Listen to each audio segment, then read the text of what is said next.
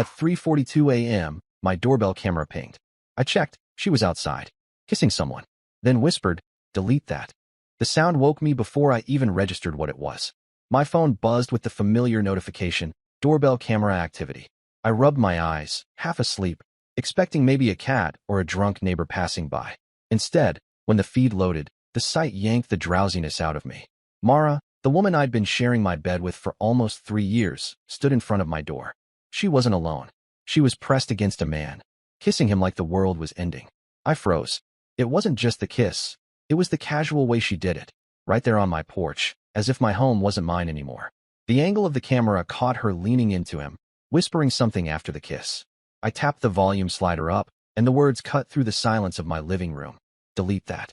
She wasn't talking to him. She was talking to me, or at least to the lens she knew was staring right at her. My stomach dropped, but something else rose in its place. Rage should have taken over, maybe grief, maybe shock. But what came was colder than all of that. There was no confusion left. No questions. She had served me the truth on a silver platter. I didn't wait for explanations. I pulled on the nearest jacket, walked to the front door, and opened it. The night air was damp, and the sound of the lock clicking made them both turn. Ezra. The man's name would come later. Though in that moment he was just a stranger on my doorstep, straightened with the arrogance of someone who thought he'd won. Mara's face drained of color. She stammered my name, but I didn't care to hear it. I just stepped aside, let the silence hang, and made sure my phone was still recording everything. The tension was unbearable. The man grinned like it was a game. Mara scrambled, trying to bridge the gap with excuses that didn't matter. I didn't raise my voice. I didn't curse. That would have given her something to fight against. Instead, I let the weight of my silence do the work. After a few minutes of flustered gestures, she finally pulled herself together and asked to come inside. But I only stood there in the doorway, blocking her path. That night ended with her outside, pounding on the door until exhaustion set in. I didn't open it. I didn't need to. The image of her begging on the porch after being caught in the act was enough. At 4:10 a.m., she finally left, trailing behind the man who had been so bold earlier but looked much smaller now. When the quiet settled, I sat down with my phone again. I replayed the footage from the camera, not because I needed more proof, but because I wanted to etch the details into my mind. Her posture, his hand on her waist, the whisper that had started everything. I saved it to multiple drives. Backups, screenshots, safe copies. She wanted me to delete it. Instead, it would become the foundation of everything I planned to build. Sleep was impossible after that. I walked through the house, my house, looking at everything she had left behind. The shoes by the door, the half-empty glass on the counter, the sweater draped over the chair. They suddenly felt like intrusions, like evidence of someone who had trespassed into my life under false pretenses. I started bagging things. Not neatly, not carefully, just a raw sweep of her belongings into trash bags. The act felt cleaner than crying. By dawn, her presence was contained in black plastic at the edge of the living room. When the sun came up, my plan was already forming. Confrontation alone wouldn't be enough. She would expect yelling, maybe a breakup, maybe forgiveness after crocodile tears. But what she had done couldn't be answered with something so ordinary. Betrayal like that needed weight. It needed consequences she couldn't talk her way out of. The first step was control. I froze the joint account she'd been so eager to use for emergencies.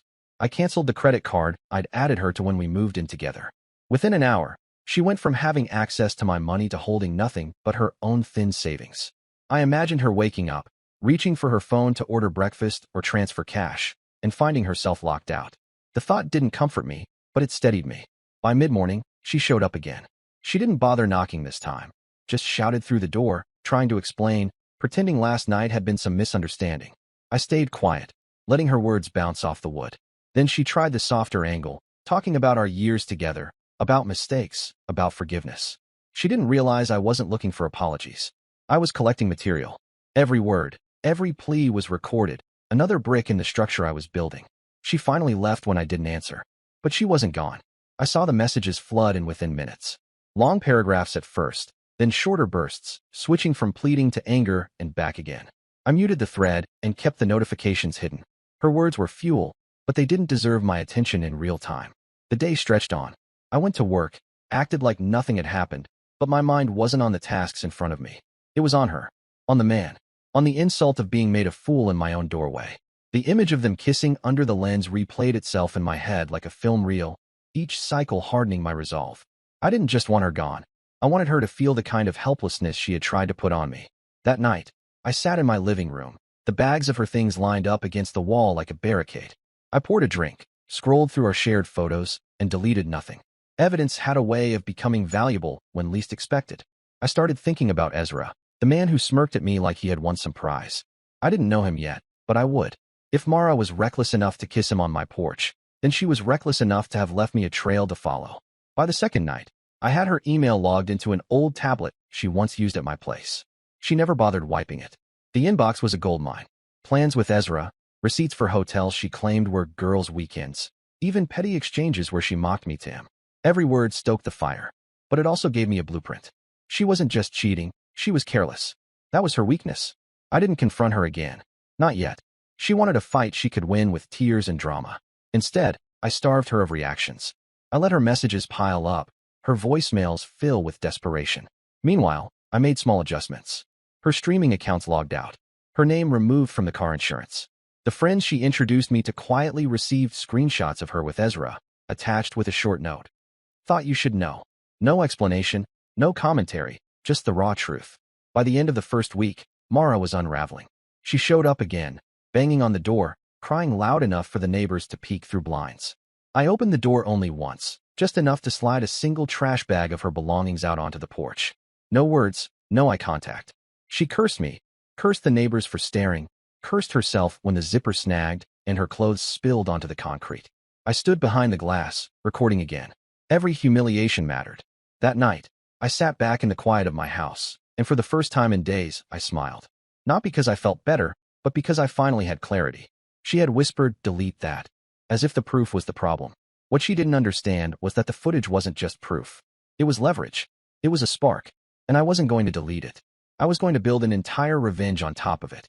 The days after that porch scene became a game of endurance, though Mara never realized she wasn't the one setting the rules. She thought if she pushed hard enough, if she kept showing up, if she broke through my silence, she could still steer things back to her advantage. But she was already trapped. The doorbell footage lived in multiple drives, her email sat wide open on my tablet, and her financial lifeline had been cut. Every move she made only deepened the hole she didn't know she was standing in. When she called me the following Sunday, her tone was soft. No more shouting, no more theatrics. She wanted to meet, to clear the air, to tell me the truth. I agreed. Not because I needed her version of it, but because I needed her to believe I was still reachable. I chose a cafe near downtown, public enough that she would restrain her emotions, and small enough that the walls would listen. She arrived looking like someone rehearsing contrition. Hair tied back, makeup lighter than usual, clothes deliberately modest. She thought I would read her appearance as honesty. She launched into her story quickly. How Ezra was a mistake, how it was nothing serious, how she felt lost, how I had been distant. I let her talk, sipping my coffee, nodding occasionally. My silence worked better than any argument. She filled the void with words, and every sentence tied her tighter to the lie she was spinning. When she finished, I told her I was willing to forgive, but forgiveness came with conditions. She leaned forward like a drowning person spotting a rope. I explained calmly that we would start fresh, but she would have to cut ties with Ezra entirely. No texts, no calls, no lingering contact. She agreed too quickly, desperate for relief. What she didn't know was that Ezra's messages were already pouring into her inbox, and I was watching every word. From that moment, I played the role of the reconciled boyfriend. I invited her back inside, but only in pieces. She slept on the couch, not the bed. She ate food I cooked, not food she ordered. Every rule I laid down, she accepted, grateful for scraps of normalcy. To her, this was proof she still had a chance. To me, it was leverage. By pulling her closer, I kept her where I could see her, and where I could control the pace of her collapse. Ezra became the next target. He wasn't hard to find. A few quick searches through Mara's inbox gave me his full name, his workplace, even the debts he had been juggling through shady loans. He was cocky when I saw him that night on the porch, but behind that smirk was a man one missed payment away from panic. I started small. Anonymous calls to his creditors, subtle questions dropped into the right places, hints that he was unreliable. Within a week, one of his clients dropped him. His messages to Mara grew sharper, more desperate, blaming her for distractions. I showed her those messages one night, casually, as if they had somehow slipped onto my screen by accident. She tried to hide the panic, but I could see it crack her mask. She reassured me she had no contact with him, yet the proof said otherwise. I didn't call her out. I simply told her forgiveness required honesty, and she promised again to cut ties. That promise would become another chain around her neck. The beauty of it was in the performance. To Mara, I was the patient man giving her a second chance. To Ezra, I was invisible, but my presence crept into his life through rumors, sudden financial pressure, and the growing paranoia that someone was working against him. I didn't need to confront him directly yet. Watching him spiral through indirect blows was better. He started drinking heavier, missing deadlines, snapping at Mara through late-night texts. Each outburst made her cling harder to me, convinced I was the safer option. It wasn't just the two of them, either.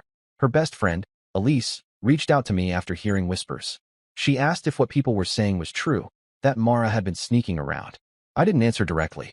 Instead, I forwarded a single still image from the 3:42 a.m. footage. Elise didn't reply right away, but a day later, she called to say she wasn't going to cover for Mara anymore. Another thread of her support unraveled.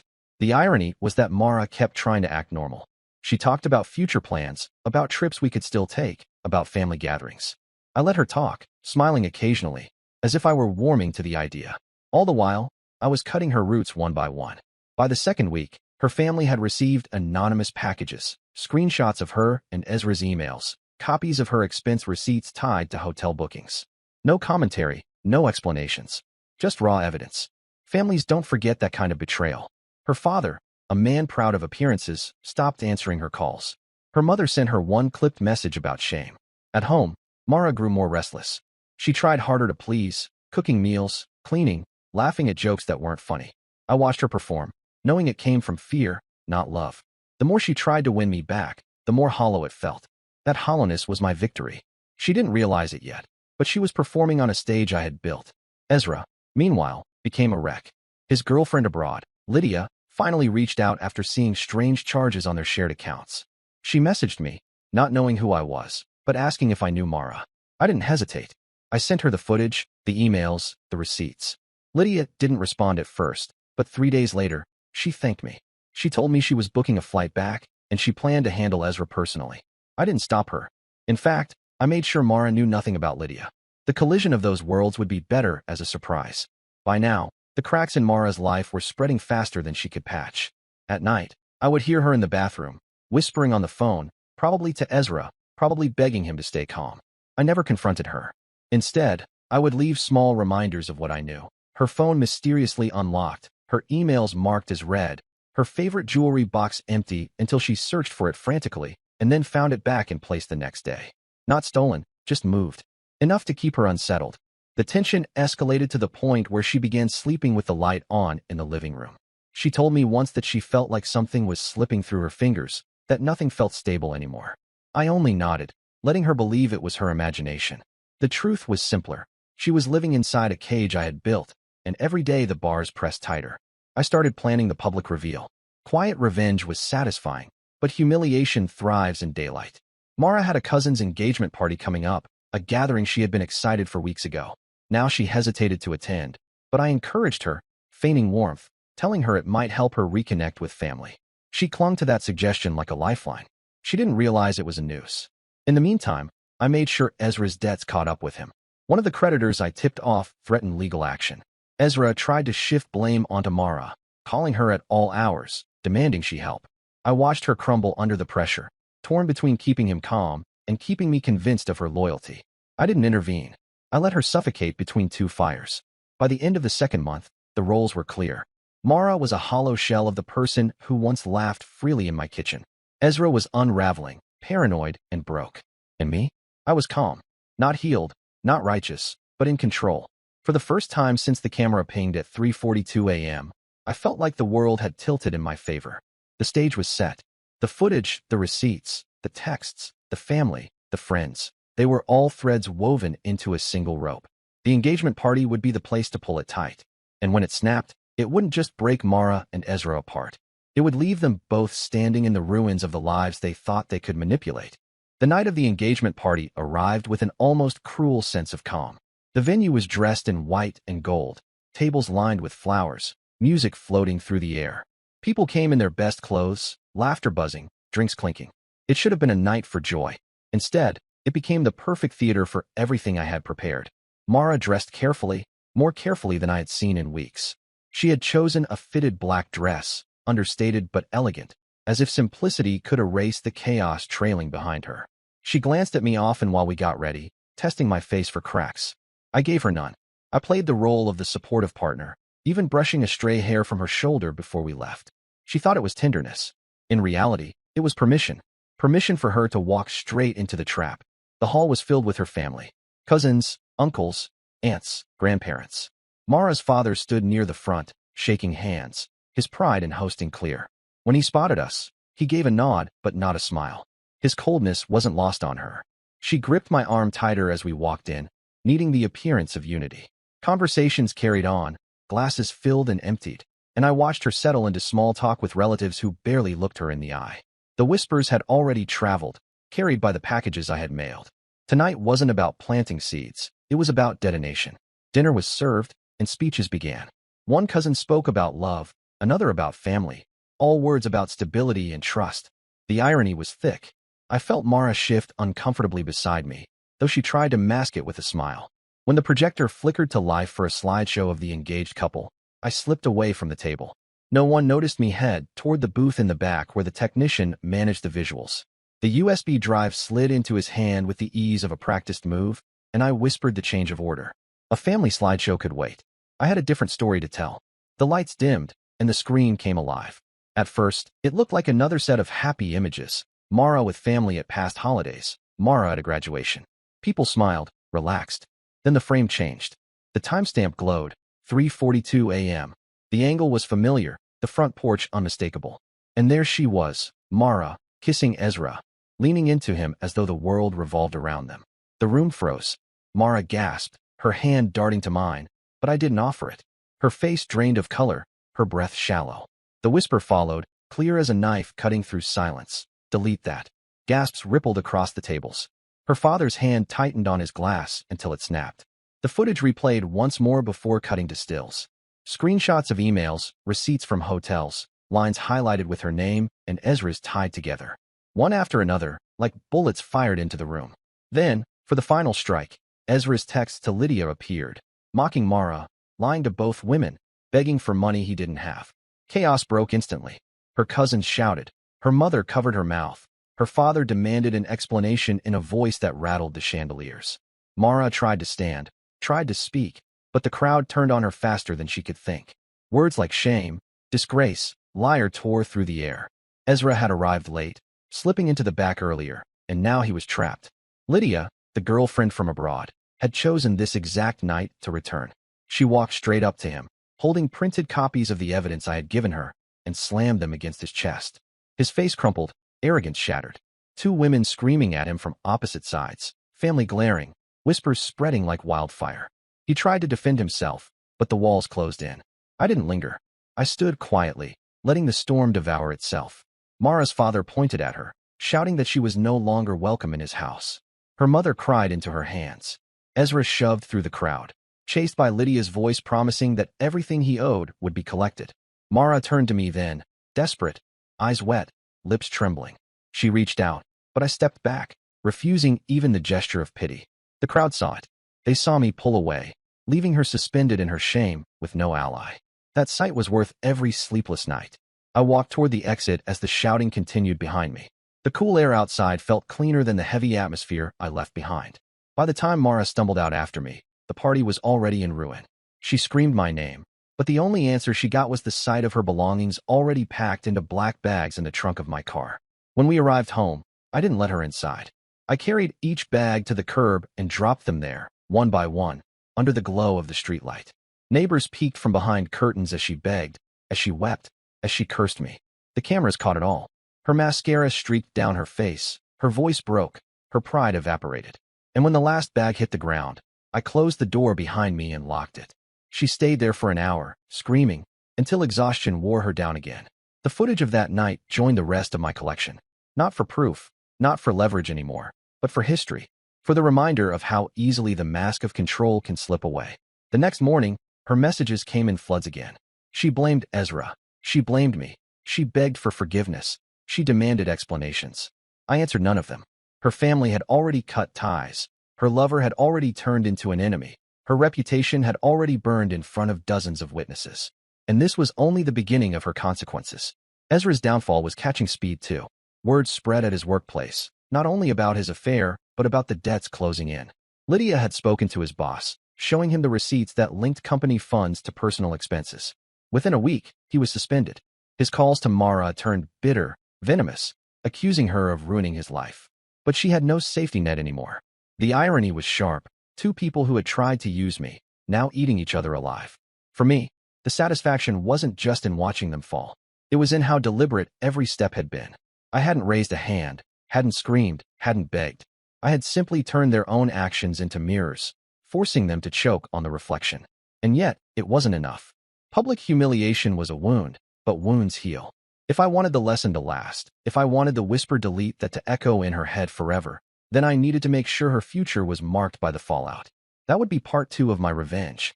Not the exposure, but the long-lasting shadow. For now, though, I watched from my window as the trash bags were picked up by her trembling hands, dragged to the back of a borrowed car. Neighbors stood silently, some shaking their heads, others simply staring. Mara avoided their eyes, but their judgment followed her anyway. She had been the woman who smiled too brightly at block parties, who bragged about trips funded by me. Now she was the woman caught at 3:42 a.m., begging in the street. And I was the man who hadn't deleted a thing. The engagement party was the explosion. What followed was the fallout, the slow, grinding collapse that turned Mara and Ezra's lives into rubble. I didn't need to lift a hand anymore. Gravity was already pulling them down. My part was only to tilt the ground a little steeper, to make sure they slid all the way. For Mara, the family's rejection hit hardest. She had always leaned on them for status, using their approval as proof that her choices carried weight. But the footage on the projector had burned through her carefully cultivated image. Her father refused her calls outright. Her mother blocked her number after one final text that read like an obituary. "You've humiliated us. Don't come back." Mara's younger cousins spread the video like wildfire. Screenshots hit group chats. Whispers turned to open laughter. Her name became a punchline at gatherings. She wasn't Mara anymore. She was, delete that, the woman who begged a camera lens to erase her betrayal. Even the neighbors who had seen her scream outside my house didn't bother with subtlety. I caught one of them filming her from across the street when she tried to collect the last of her belongings. She noticed, froze, then retreated to her car, her pride shredded in silence. The financial strain crushed her next. With our accounts severed and her family withdrawing support, she was left exposed. She tried leaning on Ezra, but his situation was even worse. He was drowning in debts. His girlfriend Lydia had cut him off permanently, and his suspension at work stretched into termination when his boss uncovered the fraud. By the time he realized his world was collapsing, it was too late. I had made sure of that. An anonymous tip to a client here, a nudge toward a creditor there. Nothing overt, nothing traceable, just enough to let his own recklessness finish the job. Mara clung to him anyway, too afraid to stand alone. Their relationship mutated into something ugly. Two people bound not by love, but by shared ruin. Their texts, which I still intercepted through her forgotten tablet account, went from desperate affection to bitter accusations. He blamed her for distracting him. She blamed him for dragging her further down. The irony was delicious. The same porch where they once kissed had now become a tombstone for everything they tried to build. Meanwhile, I flourished. Work became easier without the weight of her games. My house felt lighter without her staged laughter, and my nights were quiet again. I didn't chase new relationships, didn't run to fill the void. There was no void. I had burned it away. Instead, I focused on watching the slow decay of the people who thought they could humiliate me. Weeks passed, and Mara's descent accelerated. She tried applying for better jobs, but whispers followed her. Small-town reputations spread fast, and even in the city her name was stained. Employers Googled her, saw the rumors, and quietly moved her application to the shredder. She settled for a cashier position at a discount store, clocking long hours for meager pay. The woman who once mocked me for being too careful with money now counted coins behind a plastic counter. Ezra fared even worse. The creditors I'd tipped off didn't stop at threats. Court dates appeared, repossession notices stacked at his door. The car he once flaunted disappeared overnight when the tow truck arrived. He moved into a dingy one-room apartment, and even that slipped through his fingers when the rent went unpaid. Mara followed him there briefly, clinging to the scraps of what they once called love. But even misery has limits. The fights grew violent, not in fists but in words sharpened to blades. She accused him of ruining her life. He accused her of destroying his career.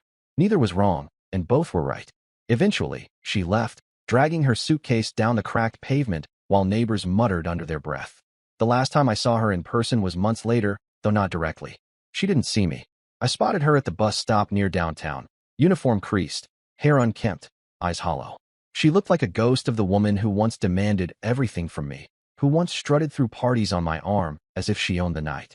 Now she stood with her head down, clutching a bag of groceries she probably counted pennies for. I didn't approach her.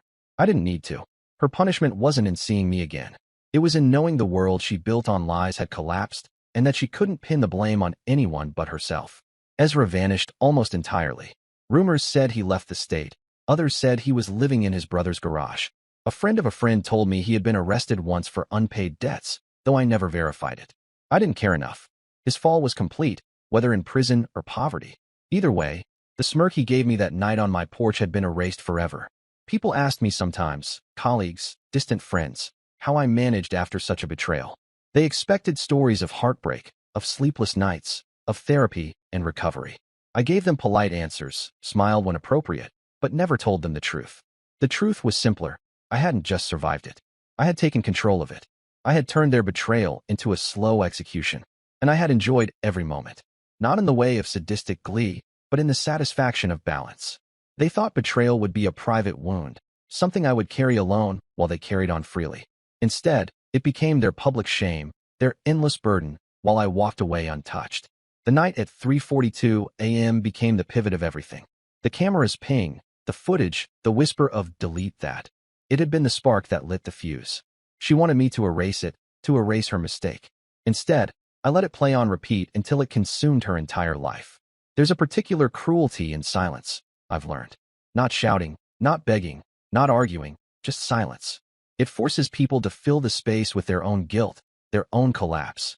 Mara had begged, cursed, pleaded, but my refusal to respond was louder than any words. She broke herself against it, and Ezra followed. In the end, I never touched them. I never raised my hand, never confronted them in the way people expect. I didn't need to. They destroyed themselves with the evidence I let loose, with the debts I nudged into motion, with the shame I refused to erase.